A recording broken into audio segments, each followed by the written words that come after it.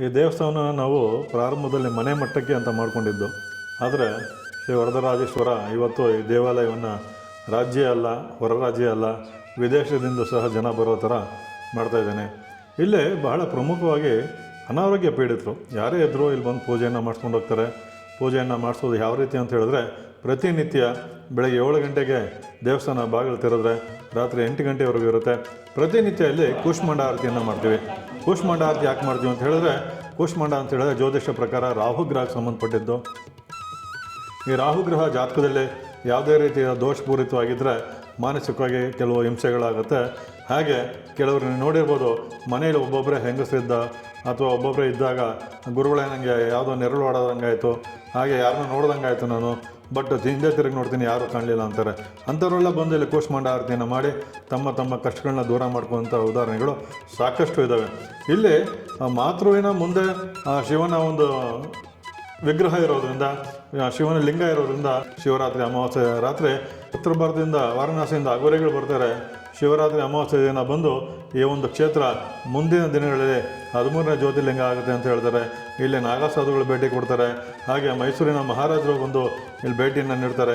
ಅನೇಕ ಸಾಧು ಸಂತರು ಈ ಸ್ಥಳಕ್ಕೆ ಬಂದು, ಮೊನ್ನೆ ಎಲ್ಲ ವಿನಯ್ ಗುರೂಜಿ ಬಂದಿದ್ದರು, ಅವರು ಸಹ ತುಂಬ ಸಂತೋಷದಿಂದ ಹೇಳ್ತಾರೆ, ಶಿವನಿಗೆ ಅಂದರೆ ತಾಯಿಯನ್ನೇ ದೇವರಾಗಿ ಪೂಜೆ ಮಾಡ್ತಾರಂಥ ಒಂದು ಸ್ಥಳ ಯಾವುದೋ ಇದ್ದರೆ ಇದೇ ಶ್ರೀ ವರದರಾಜೇಶ್ವರ ಸ್ವಾಮಿ ಶಿವಾಲಯ ಅಂತಾರೆ. ಯಾರೇ ತಾಯಿ ಮಕ್ಕಳು ಯಾರೇ ಇರ್ಬೋದು, ಅವ್ರು ಬಂದು ದರ್ಶನ ಮಾಡಬೇಕಾಗಿರೋಂಥ ಸ್ಥಳ ಶ್ರೀ ವರದರಾಜೇಶ್ವರ ಸ್ವಾಮಿಯ ಶಿವಾಲಯ ಅಂತ ಹೇಳಿ ನಮಗೆ ಹೇಳ್ತಾರೆ. ಇಲ್ಲಿ ಪ್ರತಿನಿತ್ಯ ಕೂಷ್ಮಾಂಡ ಆರತಿ ಇರುತ್ತೆ. ಕೂಷ್ಮಾಂಡ ಅಂತ ಹೇಳಿದ್ರೆ ನಮ್ಮ ಸನಾತನ ಧರ್ಮದಲ್ಲಿ ಬಳಿಗೆ ಯಾವುದು ಪ್ರಾಣಿ ಬಳಿ ಕೊಡೋಕ್ಕಿಂತಲೂ ಈ ಕೂಷ್ಮಾಂಡ ಬಳಿಯೇ ಸಾಕಷ್ಟು ಶ್ರೇಷ್ಠ ಅಂತ ಹೇಳ್ತಾರೆ.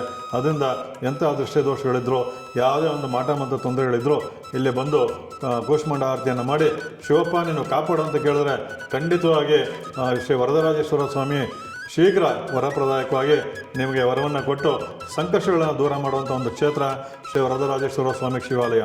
ಹಾಗೆ ಇಲ್ಲಿ ಇವತ್ತು ದೇವಸ್ಥಾನದ ಜೀರ್ಣೋದ್ಧಾರ ಕಾರ್ಯಕ್ರಮ ಜರುಗ್ತಾ ಇದೆ.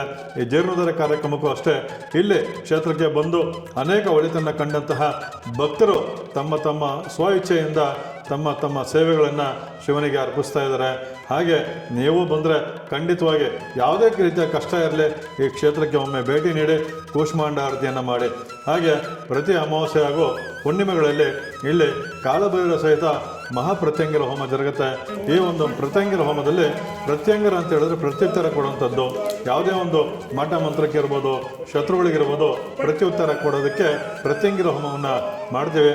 ಇಲ್ಲಿ ಅಮಾವಾಸ್ಯೆ ಮತ್ತು ಹುಣ್ಣಿಮೆಗಳಲ್ಲಿ ಕಾಲಭೈರವ ಸಹಿತ ಮಹಾಪ್ರತ್ಯಂಗಿರ ಹೋಮದಲ್ಲಿ ಪಾಲ್ಗೊಂಡು, ಈ ಹೋಮದಲ್ಲಿ ನೀವು ಪಾಲ್ಗೊಳ್ಬೇಕಿದ್ರೆ ಪ್ರತಿ ಮನೆಯವರು ಮನೆಯಿಂದ ಬರಬೇಕಿದ್ರೆ ಮನೆಯ ತಳಭಾಗಿಲಿಗೆ ಒಂದು ಅರ್ಧ kg ಒಣಮೆಣಸಿನ್ಕಾಯನ್ನು ತೊಗೊಂಡು 3 ಬಾರಿ ಸುತ್ತಿ ಆ ಒಂದು ಒಣಮೆಣಸಿನ್ಕಾಯಿಂದ ಬಂದು ಈ ದೇವಸ್ಥಾನದಲ್ಲಿ ಕೂತು ನೀವು ನಿಮಗೂ ಸಹ ದೃಷ್ಟಿ ತೆಗೆದು ಇಲ್ಲಿ ಹಾಕಿಸ್ತಾರೆ. ಯಾವುದೇ ರೀತಿಯ ಕೆಟ್ಟ ಫಲಗಳಿದ್ದರೂ ಖಂಡಿತವಾಗಿ ಈ ಒಂದು ಕ್ಷೇತ್ರದಲ್ಲಿ ನಿವಾರಣೆ ಆಗೋದ್ರಲ್ಲಿ ಯಾವುದೇ ರೀತಿಯಾದ ಸಂದೇಹ ಇಲ್ಲ.